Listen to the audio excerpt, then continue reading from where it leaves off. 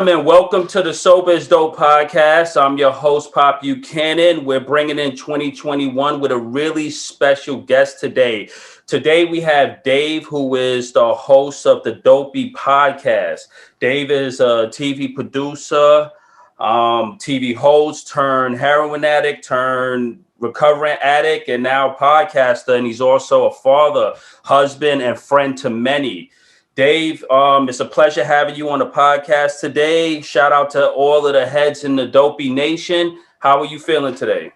I feel great, Pop. Thank you so much for having me on. It's a total pleasure and a joy to be on a sober podcast with another fellow New Yorker in recovery. It's a gift.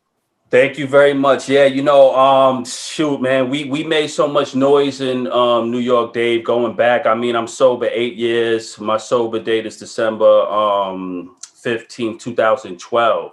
And I almost died out there in New York. And look, and with addiction, it's not always a traditional story.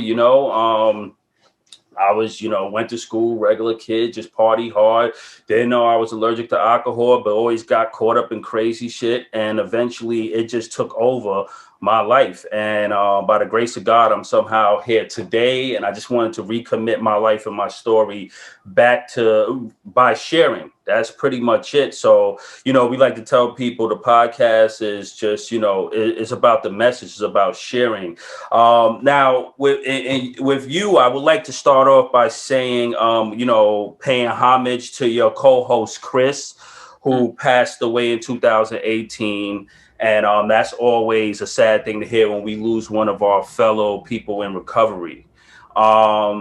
And when I was looking into Chris' story, it was the familiar narrative where, someone is doing well and then, they get into some type of accident and then they get prescribed these toxic ass painkillers that lead them into this terrible relapse and gripping death. And it's one of the hardest things. We've been fighting, trying to save kids on the ground. I work with my friends in Wake Up, Carolina, Nancy Shipman and them and her son, and how he passed away. Regular kid, just, got into a bad accident, playing sports, prescribed painkillers, developed a terrible, debilitating heroin addiction, and later overdose.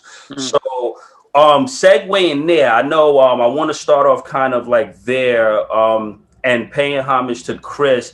What's your take on the whole current environment with the drug environment, the painkillers, heroin? And in your case, I know you spent 7 years on methadone, and you had to deal with that. What's your take on that whole subject? Well, it's a complicated and complex, world. Like there are people obviously who get hurt and they didn't, plan to become addicts and they get prescribed some really strong opioid or opiate or whatever, and they become hooked. And the next thing they know, they're just like a drug addict. You know what I mean? That didn't happen to me.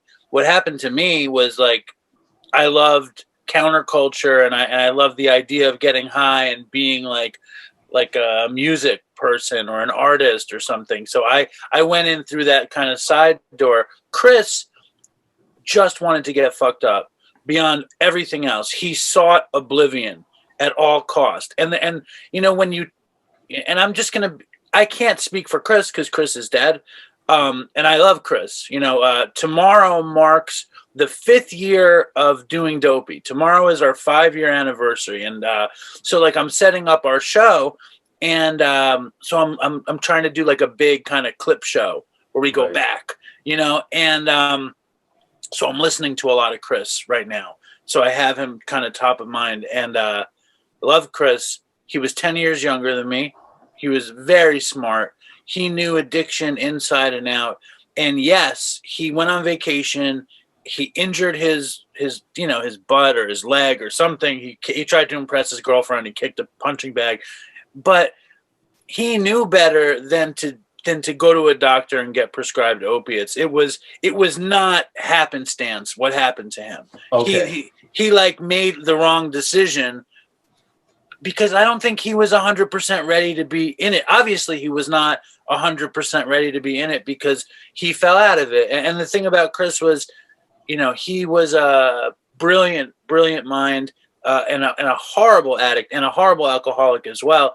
And that dude, but I met him when he was like 25 or something. You know, he had been to 15 full-on rehabs at 25. Wow. When we started doing Dopey, he had 2 years clean. I had 4 months clean, and we were doing a really good job. Not, I mean, the show wasn't particularly like recovery centric. It was pretty much like drug stories and stupid shit and having fun. You know what I mean? Like I just wanted it to be like chilling. And the thing with Chris is that his life, you know, like one of the greatest things about recovery and one of the greatest things that we all talk about as we get sober and get better is the way our worlds grow and our life expands. Like our world is so small when we're using, and when we get clean, like so many things come into it and so many opportunities and joys. And that was definitely the truth with Chris. He, you know, we had our little podcast. He had finished an online bachelor's program, and he got accepted into a PhD program in Boston to become a psychologist. Wow.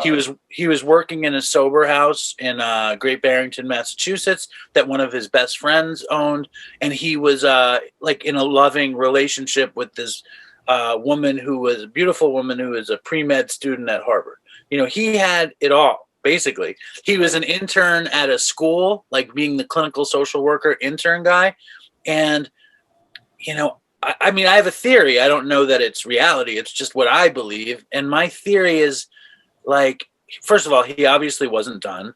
And my theory was like, the promises were coming true for Chris, right? But he was like, well, what if the promises can come true and I can get high?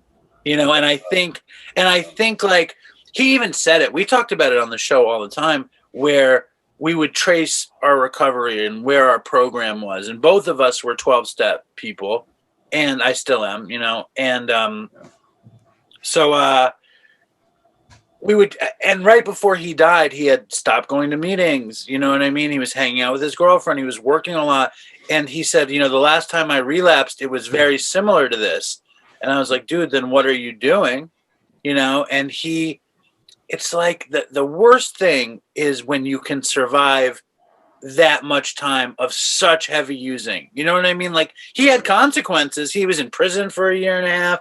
He like had a severe head injury. He did every drug you could think of to the max. But his parents had money. His parents always bailed him out.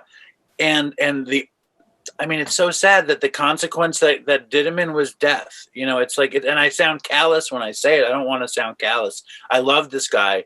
And it fucked me up when he died, you know? So, yeah. I mean, I don't know if that answers your question. No, no, it does. It does. I mean, you know, and how, so what stands out to me, and you hear this a lot, is it's hard when someone's not ready and they're in that part of that life cycle where they just can't really communicate. I think it's a part of addiction where you can't really communicate it to anyone, not even yourself, where you really, it's that insidious gripping part, and you can't, we call it relapsing in secrecy. That was one of my like fifth, I think that was our 6th or 7th episode, where I was trying to explain to people like, look, there's gonna be a situation. Recovery is extremely empowering. You're gonna get strong. You're gonna get your shit together. You're gonna feel like you have it all under control, and then you're gonna think that you somehow, with this newfound empowerment, gonna be able to still use and get away with it.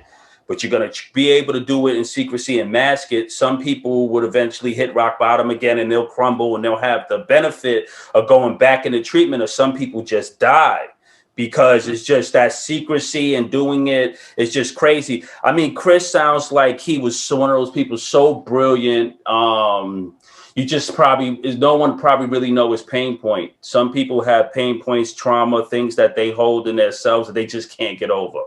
And I think that's possible. And I also think because his whole world, every aspect of his world was geared towards recovery and sobriety, that the shame factor of fucking up was like what you're talking about, like relapsing in secret. Like he needed to keep the secret because it was too painful to be a fuck up again for him. So, you know what I mean? Like, I mean, Right. there's also the secret life of using and all that stuff. But I think he was really on a path where he was like, I can't believe I did this again. Maybe for a second it was nice, but Yeah. then it wasn't. You know what I mean? Yeah, because you start to feel like, all right, you flirt with danger, and then you really get trapped inside that dungeon, and you know now I can't get out. You start playing it back in your head, like, damn, this monster is big. This monkey's on my back is too powerful. Then you feel trapped. You don't know what to do. Man, kudos, our hats off to everyone out there. That's why we're doing what we're doing. If you're listening right now, and putting aside all of the deep stuff, all of the flattery speech. If you're struggling in addiction, drugs, alcohol, whatever, don't worry about, there's no consequences in coming clean and being honest and going back to treatment. Don't worry about the spectators. It's not about your damn friends and family and your colleagues and your job and your public. Who cares about all that shit? In the wake of your death and your life, it's too powerful to sit there in front. In Brooklyn, we'd be like, son, stop fronting, man. Like, keep it real, like, keep it 100. Forget all of the bullshit. Nobody cares about that. People's gonna reward you, even if people are gonna be initially disappointed, shocked, and embarrassed and hurt that you relapsed and you messed up. Some of them's gonna say, yo, you're fuck up, stop fucking up. But then they're gonna be like, yo, thanks for being honest, man. Now let's go get you some help. So don't stay in the shame and the stigma and embarrassment of relapse and addiction. So it's your 5th-year anniversary for the Dopey podcast, huh? Yes, sir. Wow. Tomorrow. Oh, I'm very proud and very oh excited. man. Round of applause for that. That's so powerful. You touch so many people. Your podcast attract a lot of famous people, which is excellent because, that's part of breaking the stigma. I want to talk about what inspired you to get into podcasting. I know you guys started out wanting to just tell really cool drug stories and talk about a lot of dumb shit. I was listening to one interview you had where your wife or girlfriend at the time was helping you guys like try to figure out the best way to do this where it worked, where it wasn't just totally going off on just all of these stories. It was like we have to balance out the recovery side. But I think it's really cool, that initial approach. Let's just talk about it. Even speaking about the crazy war stories, the dumb shit, But what was the initial inspiration to even share and put your business out there in the front like that? Well, I mean, putting my business out there in the front was very scary, and that's why we were anonymous. We put the Dopey logo over our eye if we were ever in anything. We never used our last names. I had I had one small child then. She was 5 years old when we started, and all I could imagine was somebody Googling her last name and seeing heroin, heroin, heroin, heroin. And I was like, I don't want that. And Chris was like, he was trying to get his psychology, like his PhD in psychology. And he was worried that somehow his stories would prevent him from getting his licensure. So we had agreed to be anonymous. And I think we really agreed to be anonymous because then we felt safe. And another way that we felt safe was I was convinced that nobody would listen. I was so convinced that nobody would listen. We didn't have gear for like 6 months. For 6 months, we just talked into the mic on the computer.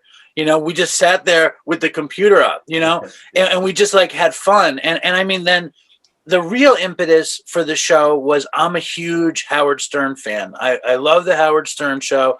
And he had a guy on his show called Artie Lang. And Artie Lang is an addict. I mean, I think he's in recovery now. He's an alcoholic. And when he was on that show, he would talk about some of the craziest shit he had done. And while he would talk about it, it would be like this chill time in the studio and everybody would laugh. And I was at home using, and I was like, holy shit, this is interesting to me. And then I had a friend in California who knew about podcasts, and I didn't know anything about podcasts. And he was like, oh, what would be a good podcast would be just drug stories. That would be amazing. And I was using, and I was like, what? I was like, whatever. And I didn't think about it. Then, I work at Katz's Deli, and I made a YouTube series called The Last Jewish Waiter, okay? About a waiter who hates waiting tables and he wants to have a talk show. So he decides to do a talk show while he waits tables. Okay. And I always wanted a talk show. I was working television. I love talk shows. I love the relaxing nature of people just kicking it around and connecting and kind of like whatever, chilling as entertainment. Like I have always loved that. So I did the talk show at Katz's, and Chris, who I met in rehab, was like, holy shit, this is great. Cause like people were covering it and it was like getting a little bit of exposure. And he was like, oh, we should do something. And I was like, and Chris like wasn't creative. He didn't do anything. And I was like, dude, what are you going to do? And then but Chris had the greatest stories ever. And then I remembered my friend's idea in California. And I was like, we should try to make a podcast about the worst shit we had ever done. And he goes, well, what do we do?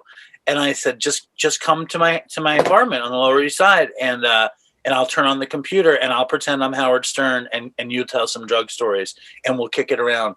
And we did that, and super chill, just super nuts. But at the end of the first episode, I think I was like, hold up, if people listen to this and don't know we're in recovery, we might be glorifying drug use, which is not the point. The point was like, these stories are like the Wild West. They're like criminality. They're like stupid young people trying to do something that's like out of the normal realm. You know what I mean? Right, like it's like an adventure. It's like in 2000, and I don't want to glorify anything, but in the 21st century, it's like there's very few things that aren't super controlled, and drug use was something that was out there. You could get into some shit. And the substances make your brain get so different that it becomes adventurous. Now that's before there's consequences, and I just knew that there was a lot of comedy in that. So that's where it all started. It just started from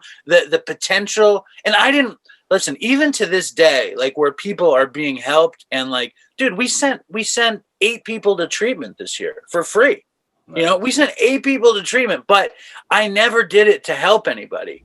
To be totally honest, to send people to treatment, I did that to help people, Right. And when I heard that people got something out of this thing, I was like, that's amazing. It does so much for me too. But I did it because I wanted to make an entertaining show. And I did a podcast because I always wanted to have a talk show, and one thing I believe deep down, that if I made a podcast to help people, it wouldn't have been entertaining. I wouldn't have been able to do it. Right.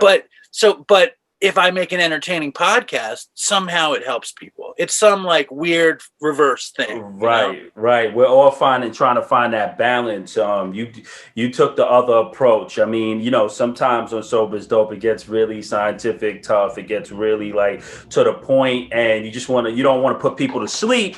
So it's good to find that balance, right? But I listened to you. Me and my wife were just listening to you, and we thought you're great. And like, I'm not saying it can't be done. I'm saying I couldn't have done it. Right, I couldn't have done a podcast that was geared to help people, and I couldn't have done it. It just wasn't for me to do. I could only do this. You know what I mean? This is what I could do. Right. Well, so something I want to touch on: entertainment, the music aspect. I think we have that in common. I come from a music background, and I think that when I was younger, especially in my 20s, that's when I kind of was like living this whole kind of like hip hop music lifestyle, living that whole go out, hit the clubs, get the bottles, be in the studio, getting fucked up. You know how that works. And I think that plays into a lot of addiction, and depending on what industry you're in, right? And then my professional industry was real estate. So I was a young real estate investor out of college. So, we're in all the highest end restaurants, drinking, out with the girls, fronting with the limousines. We did it all. The thing was, when you're an addict, you don't get the memo necessarily. So by trial and error, you're like waking up holding the bag the next day. And I was kind of one of the guys who's waking up and saying, damn, man, that cigar bar was fun last night, but I'm sick and I definitely still want to drink. And I would just be like, I'm gonna go get a beer to cut the edge. And then that would lead to a whole day of drink. And then it was just this lifestyle where I was a good kid trying my best, but alcohol kept messing up. And I think that, what I try to do now is, by telling my story, I try to tell kids in the entertainment industry or anyone that's doing music that you don't need to get screwed. You don't need drugs to check in with you don't need your drug of choice to give you inspiration, right? You don't need to try to check in with your DOC to find it, to be creative. And that's important. That creativity needs to, it's okay to be creative in a sober environment, right? Most high performers are. Hence, for example, in hip hop, Kendrick Lamar, one of the best rappers ever, kid is sober, right? He writes his rhyme. He chooses not to drink or do drugs. But no other rapper is really messing with the guy. So it goes to, it goes to the point that you don't need it, but it's important. So on your end, you said that, you was doing music entertainment and you had your drug of choice, methadone, and you was struggling. How did that entertainment industry, being in the film world, did that play into the addiction? Can you attribute that in any way to the addiction? Yes, definitely. I mean, I grew up in Manhattan, and I'm 46. So I grew up in the 90s in Manhattan when hip hop was the greatest thing in the world. Right. And like, I would freestyle in the stairway in my building with my friends, and we would hang out and we would get high. We'd smoke blunts and Right. I'd take bong hits and whatever. And it was like, that was the thing. And I also played in bands. I played in reggae bands and ska bands, and the greatest thing about weed for me at first was that I was a neurotic person. I was somebody who worried about everything, mostly about like, what did you think of me? You know what I mean? Like that was a huge fear.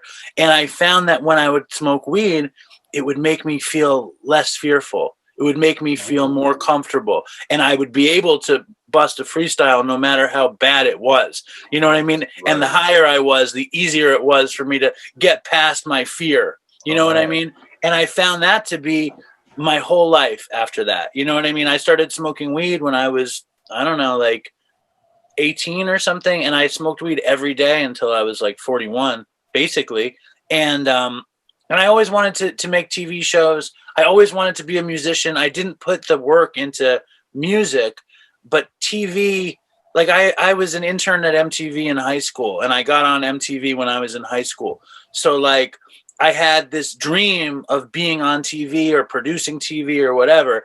And when I got out of college, I had an opportunity, and it just happened to be a pretty rough and tumble place that didn't mind me getting high. Like I supplied them with weed all the time, and I would take acid or whatever. And like, if there were pills, I would take that. And then if there was coke, I would take that. And I went to art school, and in art school, heroin shows up. So I tried heroin, and I was working really hard to get my own show together. You know what I'm saying? And I got a show together.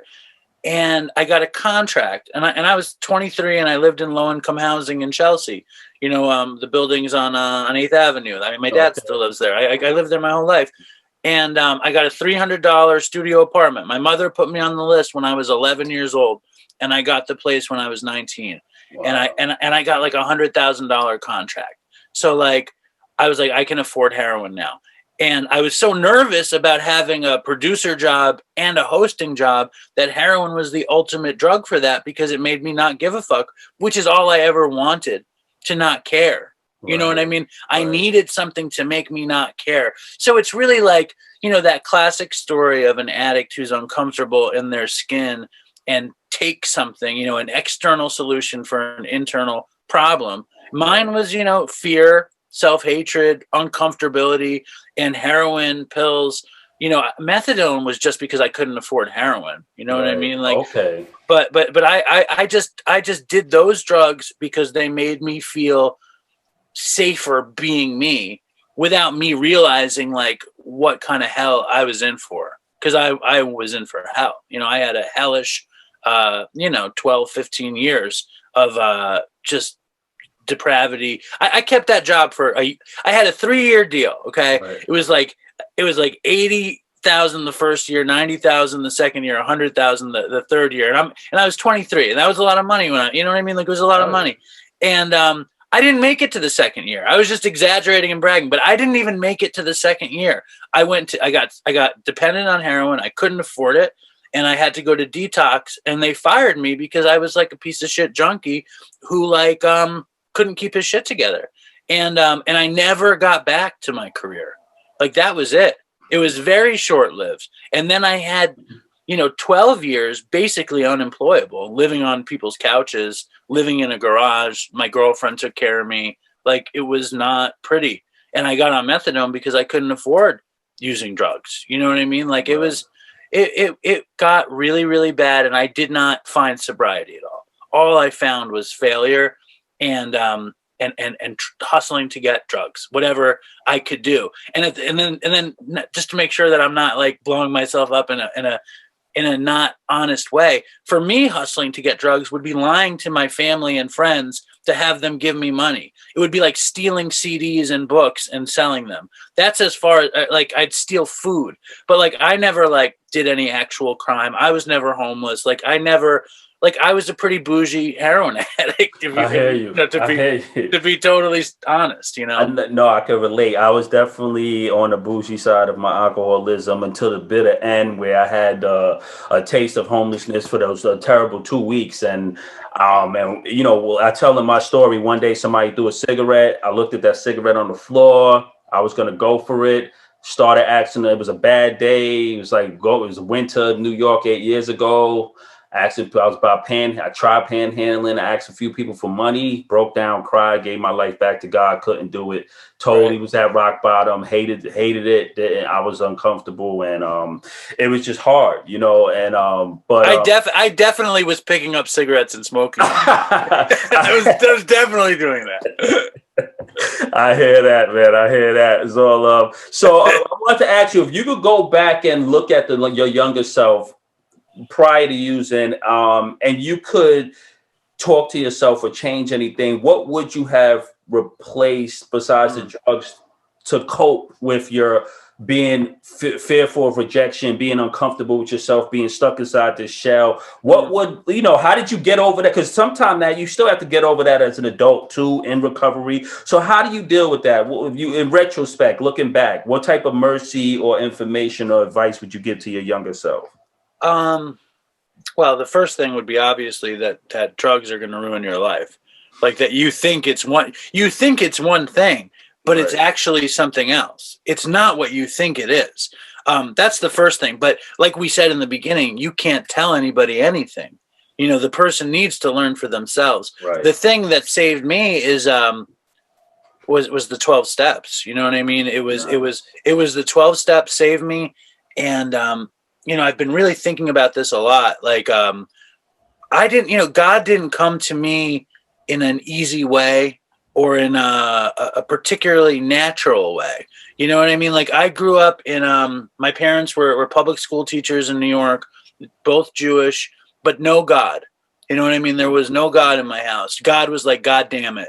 Right. God damn it. You know what I mean? Like that kind of shit. My dad is a science teacher, and his problem with God is that God divides people in his mind. That God makes Jews hate Muslims and Palestinians hate Jews and Christians, not want to tolerate other people and people not getting along. And the idea that God can put division within humanity made him so sick that he was like, God doesn't exist. People make it up to make themselves feel better. And at the same time, he's a scientist. You know what I mean? Like, right. So like, it's interesting because for me, I liked the idea of God, and I liked the idea of tapping into some bigger spirituality. Like when I took acid or I smoked weed, like getting deep, into the cosmic thing, right. And I love that stuff, but it was not God, you know what I mean? And so like when I failed at getting sober over and over and over and over again. And in the end, my daughter was 5. I wanted to put my family back together more than anything. That's all I wanted to do. And I messed it up. And I was so desperate. My wife was like, you lost custody again, and you're going to have to get your clean time back. And then maybe I'll give you custody. And I found myself writing her a letter. And in the letter, I'm just begging her to let me smoke weed. That was the letter. And it was like an August night, 5.5 years ago on Grand Street on the Lower East Side. And I'm typing this letter, begging her to let me smoke weed. And I see myself sweating, chain smoking Marlboros. Like, I'm like, what am I doing? And I was like, I got it. It's like, what do I get out of weed? Like the thing that occurred to me with drugs was that I got as high as I was ever going to get. There was not a higher place. Correct. You know what I mean? I was just like trying to tread water, and here I am begging to smoke pot. It's like, because I was too scared to be sober. I was too scared. So I went to a meeting, and the dude was like, "Is this going to be your first day?" And I was like, "Maybe it is." And I went to another meeting, and the dude said, "We would love it if you came back." And that was a 7:30 a.m. meeting, 7-day-a-week meeting. So that was like the perfect meeting for me. Nice. And I went every day for a year to that meeting. And I had a sponsor that I didn't like, and then I had another sponsor. And I was as desperate as anybody could be to get this, because I had never had any sobriety. I was 41. I had no sobriety. And I looked at the 12 steps not as something that maybe I could absorb, but I heard, rarely have we seen someone follow this and fail. You know, rarely have we seen someone thoroughly follow this path and fail. And I hadn't thoroughly followed any path except for drugs and addiction, you know? So I was like, I'm going to take every suggestion. I was one of those people when I got sober. I was like, I'm going to take every suggestion. I need a higher power. I believe that the universe is a beautiful place. I believe the fact that a flower is made for a bird or a bee is an incredible thing. I believe that you and I, that we're sitting like whatever, probably 40 miles apart, but we feel each other, is God. Like all that shit is God. Like the connection between humanity, the sun setting and the colors in the sky, it's all God. But still, that wasn't enough. My sponsor said to me, he was an old Jewish guy, and he said to me, "Are you desperate?" And I was totally desperate. And he said, "Well, do you have the gift of desperation?" And I said, "I do." And he said, "That's God. That's your God. Just call the gift of desperation your God." And I was like, wow. I was like, I love that. Wow, you know what me I'm too. saying? I like that. I was like, I love that. And from there, I just did the steps. And now, right. I pray every morning. And I have these and I have a sponsee, and I go to meetings out here with all these fucko guys on Long Island, and but it's okay, because it's like it's really like a spiritual thing. And we meet on the beach in the morning, and it's beautiful. Nice. It's another 7-day-a-week early morning meeting, and I don't know, like. I was reading. I had this very spiritual moment the other day. Can I share this? Absolutely, okay. Absolutely. So my sponsee. I have one sponsee. He's a 62-year-old guy, and he hasn't had a drink in like 25 years. But he didn't work the program. He was totally dry, and his wife left him. And he asked me to sponsor him because he thought I was funny in the meeting. And I was like, great. Nobody's ever asked me to sponsor them. I'll do it. And we're sitting there and we're reading the book, and it's the part that says God is either everything or nothing. You know what I'm saying? It says God is either everything or nothing, kind of like the half measures avail us nothing thing. And I had this moment where, okay, I use the 12 steps as a tool to have a better life. I use spirituality as a tool to be a better person. Like, that's why I do it. I do it because it works. It's like I use a hammer to build a house or whatever. I use a hammer to fix my desk, right? I use the computer to record the show. I use the 12 steps to make my life easier and better, to be better. You know, I use it like a tool, straight up. So like when the second step says we came to believe that a power greater than ourselves could restore us to sanity, for me, I had to like use it as a tool, and it wasn't like the sun shining down and the ocean lapping against the beach. I was like, you need to get a higher power to restore you to sanity. So like when I heard that God is either everything or nothing, right? And it's our higher power, that means that our higher power is always here. And all we have to do is figure out a way to tap into it. And the way I saw in my head, you know, these solar panels on houses, it's like if the sun is shining, that house is getting power, right? And then every other house that doesn't have the solar panels, the sun is still hitting them. They're just not accessing the power. So like it just was like, well, what if we are walking solar cells for God's power? And I know that's crazy. Nah, it's nice. That's nice. You know, so it's like we have this opportunity to be, because the wind is always blowing. We can be the windmill. We can turn that energy into something. You know That's what I mean? And right. that's like mindfulness, and that's like, the prayer and the meditation, and that's like, I'm not perfect. I got into a fight with my kid this morning because she didn't know the fucking times tables. You know what I'm Yeah, saying? yeah, right. But then it comes back. You know what I mean? We can't be saints, but we can bring it back, and we can try to access this thing that's free, and it's all powerful, and it just wants us to be cool to our fellows. It's pretty amazing. It's absolutely amazing, and you know what? You learn something new every day. I'm big with the 12 steps. It's pivotal to my story, and the way you explained it is very eloquent, and I appreciate that. Like we have to access that power. What stood out for me was that vital spiritual experience that they talk about, especially when you read the book "Came to Believe" and you listen to all of these people, how they came to believe or find a higher power somehow through the process. And that was my thing. Like I knew I was like one of those kids. Family. My brother was a Catholic priest. I grew up in the church, altar boy. I also was one of those kids who was into everything. I did martial arts. I studied Zen. I knew how to meditate. I knew God. I was always that person, and I was fused with the music. I would rap deep. I'm a conscious artist and all of this. So, and none of that helped me, protected me from my addiction. But when I hit that rock bottom and I was on my deathbed, and it was those final days where I knew I was sick, I was broke, I had nothing. Man, I'm telling you, I reached out and I said that's the first time I kind of like I didn't put God on the spot. I just was like, look, I spent my whole life with this, with faith. I spent my whole life vested in the idea that I have something out there that's going to protect me. And when I got on my knees in the middle of Brooklyn, I'm talking about, it was a public spectacle, people walking by. I was done, man. I was like, yo, I'm throwing the biggest Hail Mary I could throw because this is not it.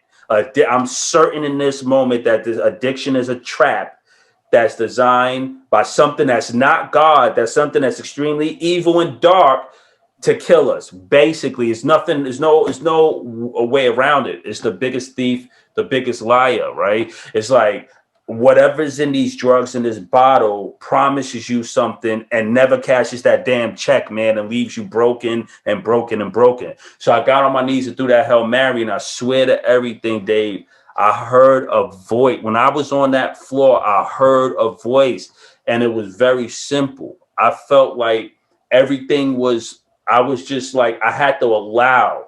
I closed myself off all of those years. I felt like when I reached out and gave it all, I've heard this voice that said, get up and go to this hospital, go do this and go. It was just this never ending instruction. I followed it. It was the most bizarre instructions too. It was like, I'm in Brooklyn, but I had to go to 14th Street.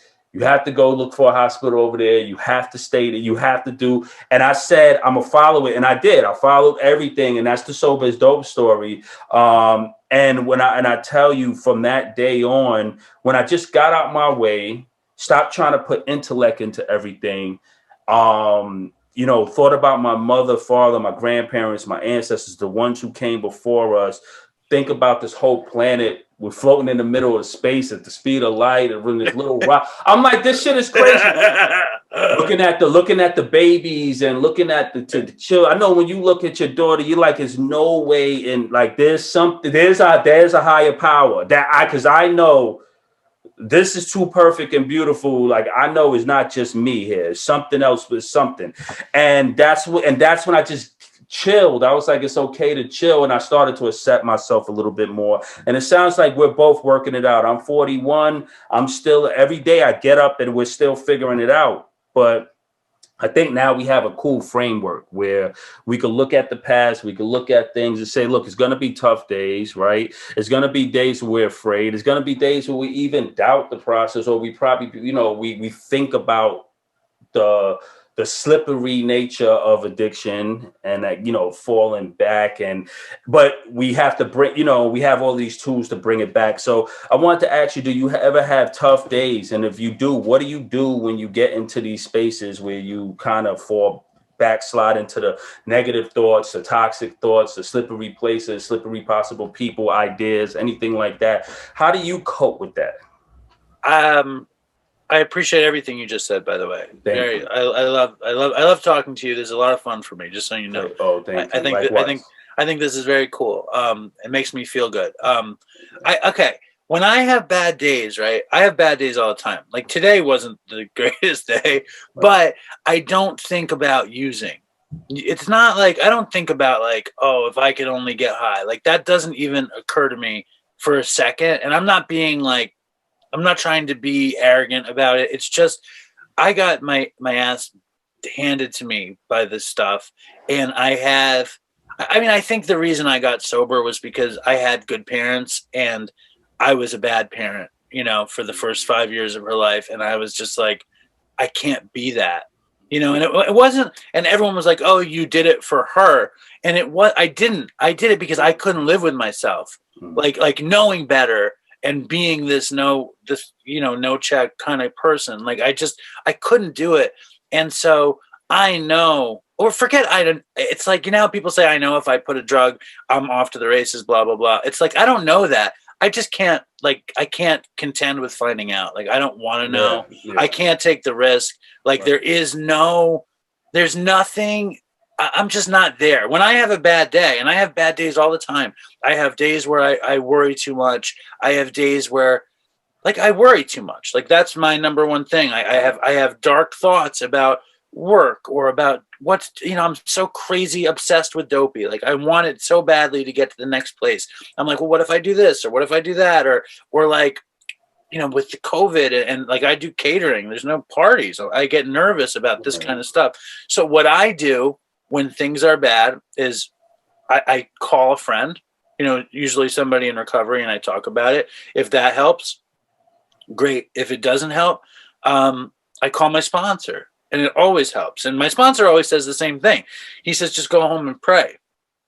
That's all he ever tells me to do. Right. I don't really need to call him. I should just go pray. Yeah. But the point is that if I turn it over and I say, God, help me follow your path, help me not be crazy. Right. It helps me. It helps me not be crazy. Right. And I don't have the understanding of how that works, but I don't know how a lot of things work. Yeah, right. We don't know how this light, like how we get in this light. It's little things, how they put this whole computer. I just know if I turn this computer on, it's gonna work. I don't know the nuances of coding and all of that, right? The thing that gets me, right, is like at the turn of the century, somebody figured out that if you have vinyl, wax, whatever, and you put a needle and you crank it, that needle can somehow record sound and be able to tell the difference between a bass and a trumpet. Like, how could that?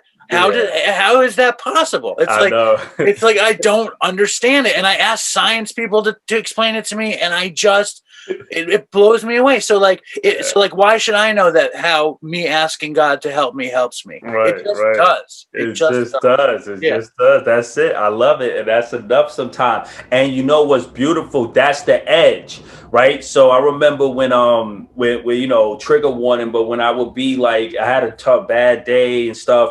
It was in the programming when I grew up, just in the whole environment, whether it was music, whether it's just the neighborhood. It's like, oh man, take a drink, take the edge off. We'll say take the edge off, right? And now I'm like, God is the edge. God takes that edge off. It's just that little bit of ease when you pass it off, when okay, all of the the burden that I'm carrying in my mind and my spirit and my heart, I don't always have to carry this alone. It's okay to unload it, right? And for someone who knows the Bible, I'm not as good as my brother's a priest, but I do remember that God asks us many times in the Bible to just do that, just to come to God in a place where it's like, give him your troubles, give him your burdens, explain it, and remember, you don't have to fight this alone. Joyce Myers has a beautiful statement where she says the battle belongs to the Lord, where it's like, it's not always your battle. It's still like God takes accountability for us. we take accountability for our mistakes, and we don't have to fight this shit alone, right? We don't. And for anyone out there that's listening, again, whether you believe in God or not, this is not about religion. This is not about dogma. What this is about is faith, and you understanding that you're not alone in whatever darkness that you're in. You could reach out to one of us, you could reach out to other people, or you could just say a prayer, right? Just by saying or asking for help in a personal way could take that edge off, and that could be the difference between you living today or dying. So don't give up on yourself. And I want to say one other thing though, like when you ask me that, it's like I'm incredibly fortunate that I don't think about using when things get bad, because I did, you know what I mean? I would need to take the edge off every time. You know what I mean? Like I could totally relate to that. And in my first year, my first 6 months, I would be holding on to the edge of my seat. You know what I mean? Like I couldn't sleep without putting something in me. Like it took me like a half a year to be able to sleep. And so like it takes time. And even if you don't have faith, just to ask the universe for help, it will respond. You know what I mean? Right. And I really, I mean, like they talk about honesty, open-mindedness, and willingness. I think willingness is everything. Right. Like if you're willing to take a suggestion and everything is bad, just have a little bit of willingness. And I would not, it's like if I could get it together, like if I could get out of the pattern that I was in, anybody can. It was not my brain power. It was strictly being willing to do what somebody said. That's it. Right. You follow wise instruction. I remember when I first walked into Alcoholics Anonymous, the first week in my back in 2012, I was like, this older gentleman came up to me and said, "How much time you have?" I said, "Oh, this is my first week or first month, what I forget." It was the initial early stages, and but that was like the real first meeting that I went to. I remember it was early in the morning. It was just old people there. They was all old. They was slow. They was old. I'm sitting there. I had a little attitude. I'm still coming. It's been a long road. I'm in rehab. I'm in the shelter with the guys from prison. I'm coming from a $1.5 million brownstone, and I'm like in this shelter now, and I'm happy. I'm like, but I'm still tired. And the guy said, "You know what, kid? There's paradise on the other side." And I had a little attitude like, what? Paradise on the other side? Whatever. But me being analytical, I'm sitting there. I remember my hands was crossed. I'm trying to play hard, and I'm a little pissed. It's just cold. It's just a bad day. And I kept thinking paradise on the other side. And I kept thinking about it. And every day to this day, I've been trying to figure that out, and I could report back and say to everyone else out there, there is paradise on the other side of choosing yourself and getting outside the addiction, because there is. It's just such a night and day from being in that dumbass, dirty, sad darkness of broken despair that we was in. And I just relate to so many people because I understand the torment. And the problem with addiction is just it torments you. And if you're out there, you don't have to stay stuck there, right? In the memory of Chris, in the memory of my friends I lost, and everyone that I love, from Sober is Dope to Dopey, you're listening to both of us. We're fighting every day. Choose yourself, love yourself, and bet on yourself. And in time, you'll come to really appreciate the beauty of life on your own terms through recovery, and not needing to check out all the time with these nasty drugs and substances. So, Dave, man, I really appreciate you today. You taught me a lot today. Thanks. It's just so much. Thank you. You taught me too, man. It's my pleasure. I think this was a lot of fun and super cool, and I really appreciate you having me on. All right. So before we wrap, a couple of things. Are you gonna ever get back into film, man? I'm a film guy too. I like to create. You gotta do so. Don't give up on that dream, man. You gotta make something. Maybe do a movie or something. Maybe you gotta do a dopey movie down the line or something, fly like that. You never know. I know. This American Life, the show This American Life did this big piece about Dopey, and then they said they want to make a movie. and I basically signed over the film rights to them for this period of time where I'm like going to be a consultant, blah, blah, blah. Nothing happened. Everyone said, no, they're not interested. So in a few months, I think the rights revert back to me. Right. And I'm going to do something, man. Like eventually something will happen. I'm going to start doing a lot of Dopey video. Like, yeah. Because like basically I did Dopey for 5 years and I got, like I'm very proud of how far that we took it. Right. I just want this year to be the no stone is left unturned year of Dopey. Right. And YouTube is a very amazing opportunity, man. Like I just started, we just launched our YouTube channel, and I've been going crazy. I did 200 to 300 videos in under a year. I just been going nuts, but having fun with it. But just so you know, I have a beautiful cameraman. I got a whole team. You ever want to do anything? We in New York, and my biggest advice now is look, Netflix and all these places, they have so many backdoor deals. They're looking for content everywhere. We just can't overthink it. But as creators, I'm like, that's what we got to do in our recovery. We got to be courageous. I'm definitely going to do the Sober is Dope story because I think if we visually could show people exactly how it looks, right? And we need more real stories. I think they be making up stuff. We need to tell more true accounts, like based on true events. This actually happened, right? But no, I'm inspired to see what happens. Congratulations, Dave, on 5 years of the Dopey podcast and your recovery. Well, could you share before we even do that? I mean, I'm gonna mention it. Your recovery date is to 2011. It was August. No, it was August 13th, 2015. Nice. There we go, man. Congratulations. So you doing your thing. I love you and what you're doing. I'm proud of you. Any part and advice and any words you could give to anyone out there struggling with addiction? If you're struggling with addiction, you should give up because it's already over. You know what I'm saying? Mm. Give up. Just give up. And I don't mean give up like it's just you lost. You know, it's okay.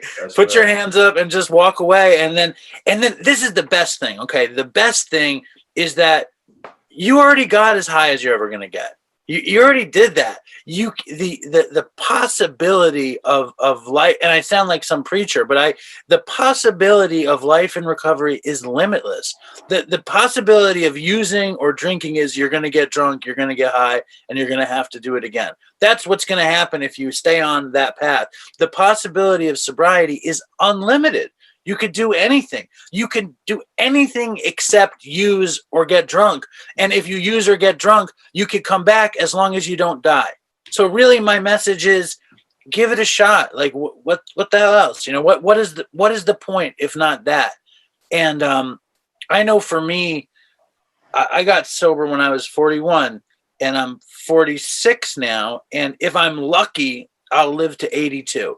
And from nothing to 41, was a life of unfettered debauchery and stupidity, some fun, a lot of dumb shit, a lot of failure. At 46, I have 2 beautiful children. I have a beautiful partner. I have love, and I have friends, and I have possibility, and like that's everything. You don't know where your life can take you, and I just love the possibility. That's it. Ladies and gentlemen, you heard it from Dave, the founder of Dopey. We send our love to his co-host Chris. May he rest in peace. Today's a great day for Sober is Dope because we were able to connect. I love you all. Please make 2021 the greatest year. We did it. We have a new president. It's a new start, right? Today's a good day. So yes, sir. That's a wrap. You're listening to the Sober is Dope podcast. I love you all, and I'll catch you guys on the other side. Thank you, Pop. I appreciate it, man. You're welcome, brother. One sec.